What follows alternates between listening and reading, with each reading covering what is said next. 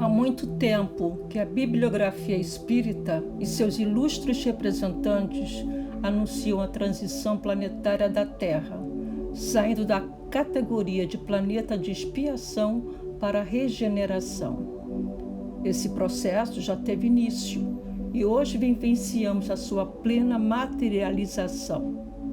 O desencarne coletivo desencadeado pela Covid-19 é um dos seus elementos.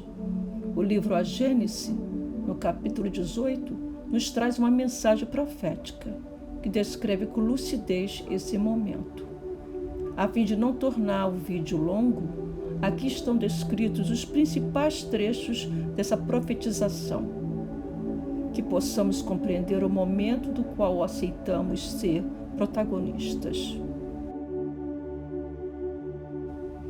São chegados os tempos, marcados por Deus, em que grandes acontecimentos se vão dar para a regeneração da humanidade. Em que sentido se deve entender essas palavras proféticas? O nosso globo, como tudo que existe, está submetido à lei do progresso. Ele progride fisicamente pela transformação dos elementos que o compõem e moralmente pela depuração dos espíritos encarnados e desencarnados que o povoam. De duas maneiras se executa esse duplo progresso. Uma, lenta, gradual e insensível. A outra, caracterizada por mudanças bruscas, a cada uma das quais corresponde um movimento ascensional mais rápido, que assinala, mediante impressões bem acentuadas, os períodos progressivos da humanidade. A humanidade tem realizado, até o presente, incontestáveis progressos. Os homens, com a sua inteligência, chegaram a resultados que jamais haviam alcançado, sob o ponto de vista das ciências, das artes e do bem-estar material. Resta-lhes ainda um imenso progresso a realizar, o de fazerem que entre si reine a caridade, a fraternidade, a solidariedade, que lhes assegurem um bem-estar moral. Nestes tempos, porém, não se trata de uma mudança parcial, de uma renovação limitada a certa região ou a um povo, a uma raça. Trata-se de um movimento universal, a operar-se no sentido do progresso moral. A fraternidade será a pedra angular da nova ordem social. Mas não há fraternidade real, sólida, efetiva, se não assente em base inabalável, e essa base é a fé. Não a fé em tais ou tais dogmas particulares que alimentam o antagonismo, mas a fé nos princípios fundamentais que toda a gente pode aceitar e aceitará. Deus, a alma, o futuro, o progresso individual indefinido, a perpetuidade das relações entre os seres. Somente o progresso moral pode assegurar aos homens a felicidade na terra, refreando as paixões más. Somente esse progresso pode fazer que entre os homens reine a concórdia, a paz, a fraternidade. A geração que desaparece levará consigo seus erros e prejuízos. A geração que surge, retemperada em fonte mais pura, imbuída de ideias mais sãs, imprimirá ao mundo ascensional movimento no sentido do progresso moral que assinalará a nova fase da evolução humana. A Terra, no dizer dos espíritos, não terá de transformar-se por meio de um cataclismo que aniquile de súbito uma geração.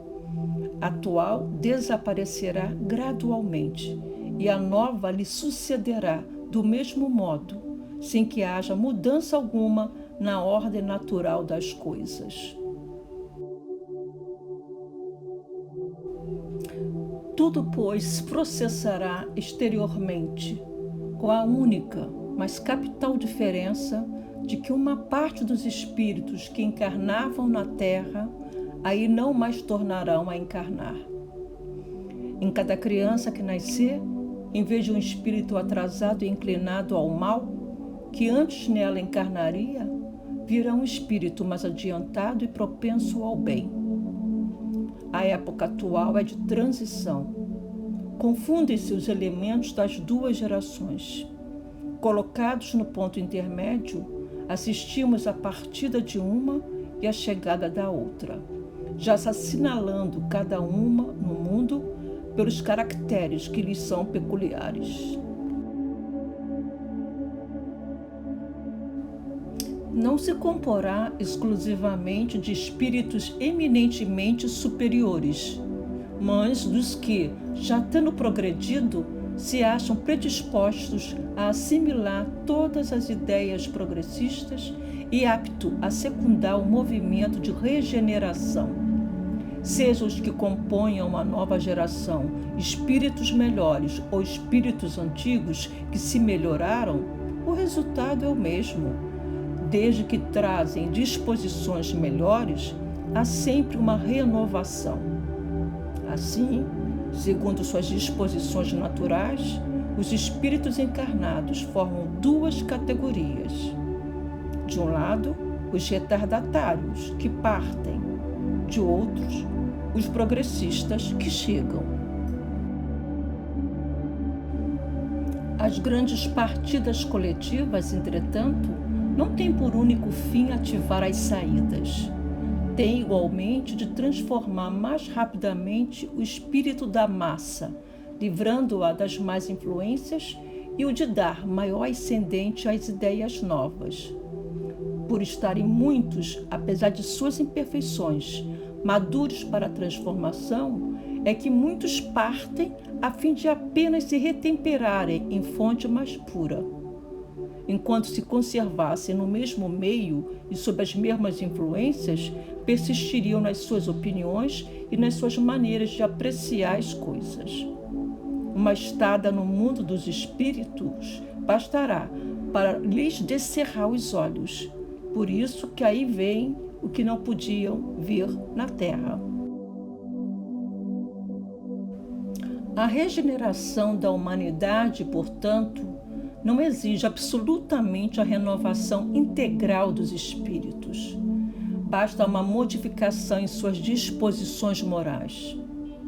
Essa modificação se opera em todos quantos lhe estão predispostos, desde que sejam subtraídos à influência perniciosa do mundo.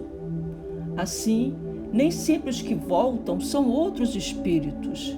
São, com frequência, os mesmos espíritos, mas pensando e sentindo de outra maneira.